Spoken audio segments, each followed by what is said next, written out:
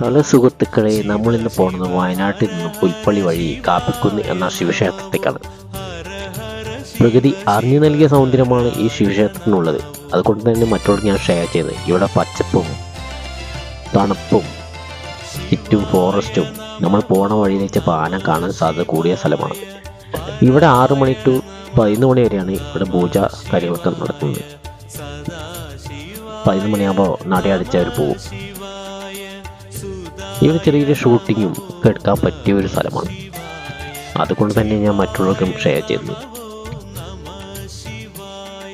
ഇവിടെ വന്നു കഴിഞ്ഞാൽ നമ്മുടെ മനസ്സും എല്ലാം ഒരു കുളിർമയാണ്. എന്താ പറയുക, ഫുഡും തണുപ്പും പച്ചപ്പും അമ്പലത്തിൻ്റെ ആ ഫീലിങ്ങും ഒക്കെ കൂടിയാകുമ്പോൾ നമ്മുടെ ടെൻഷനൊക്കെ മാറി നിൽക്കാൻ പറ്റിയൊരു പ്രകൃതി അറിഞ്ഞു നൽകിയ സൗന്ദര്യമുള്ള ഒരു അമ്പലമാണത്, കാപ്പിക്കുന്ന് ശിവക്ഷേത്രം. ഇവിടേക്ക് വരാൻ ബൈക്കോ കാറോ ട്രാവലറൊക്കെ വരാം. ആനയും ഒക്കെ കാണാൻ പറ്റിയ സ്ഥലമാണ്. പുൽപ്പള്ളി ടൗണിൽ നിന്നും ഒരു 3 കിലോമീറ്റർ 4 കിലോമീറ്റർ അകലെയാണ് ഈ കാപ്പിക്കുന്ന് ശിവക്ഷേത്രമുള്ളത്. അപ്പം ഞാൻ പോയപ്പോൾ എനിക്കൊരു പ്രത്യേകമായൊരു ഇഷ്ടം തോന്നി. അതുകൊണ്ടാണ് മറ്റുള്ളവർക്ക് ഞാൻ ഷെയർ ചെയ്യുന്നത്. വയനാട്ടിൽ താമസിക്കുന്ന എല്ലാവരും ഈ കാപ്പിക്കുന്ന് ശിവക്ഷേത്രം പോയി കാണണം എന്നാണ് പറയാനുള്ളത്. ഇവിടെ ചെറിയ ഷൂട്ടിംഗ് ഒക്കെ നടക്കുന്ന ഒരു സ്ഥലമാണ്.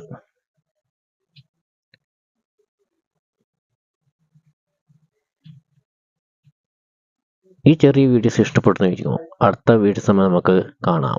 ഇത് കാണുന്ന എല്ലാവരും എനിക്ക് വേണ്ടി ഒരു ലൈക്ക് അടിക്കണേ, മറക്കരുത്.